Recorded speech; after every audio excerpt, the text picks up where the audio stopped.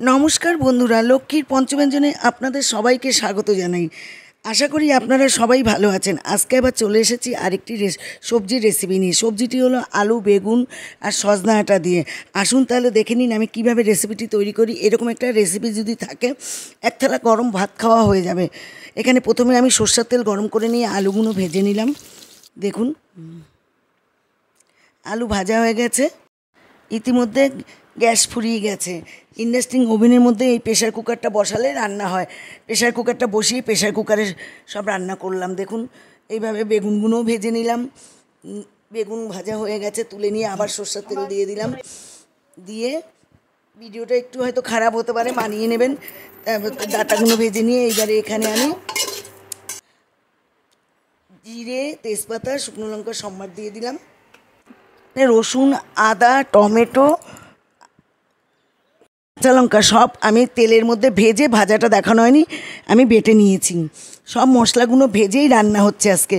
একটু জল দিয়ে দিয়ে একটু আঁচ কমিয়ে আমি খুব ভালো করে কষিয়ে নেব মশলা। দেখুন, কষছি, যতক্ষণ তেল না ছাড়বে আমি মশলায় জল দেবো না। আরেকটা মশলাও পড়বে এর সাথে।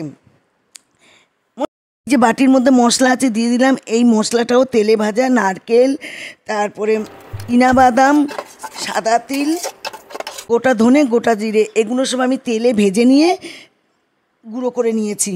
এবার এই মশলাটাও দিয়ে দিলাম এখানে, দিয়ে ভালো করে কষিয়ে নেবো আমি। এবার সব সবজি, ভাজা সবজিগুলো দিয়ে দিলাম। এটা দিয়েও ভালো করে কষাবো আমি। জল দিইনি এখন গরম জল দিয়ে দিলাম একটু। দিয়ে দেখুন, এবার দিয়ে একদম প্রেশার কুকারে সিটি মারবো না, হালকা করে ঢেকে দেবো, দিয়ে রান্না করব। ঢেকে দিলাম। ভিডিওটি যদি ভালো লাগে লাইক, কমেন্ট, শেয়ার করে দেওয়ার অনুরোধ রইল।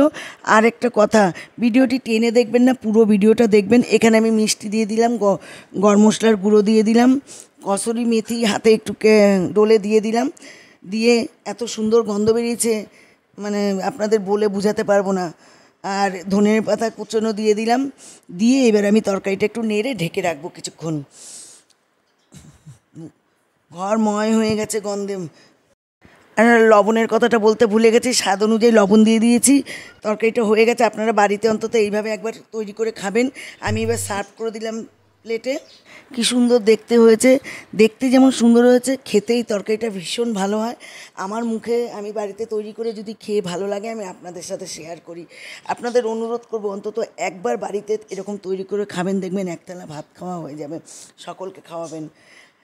আমার চ্যানেলে যদি নতুন সদস্য হয়ে থাকেন, চ্যানেলটি অবশ্যই সাবস্ক্রাইব করে আমার পাশে থাকবেন। ভালো থাকবেন, সুস্থ থাকবেন।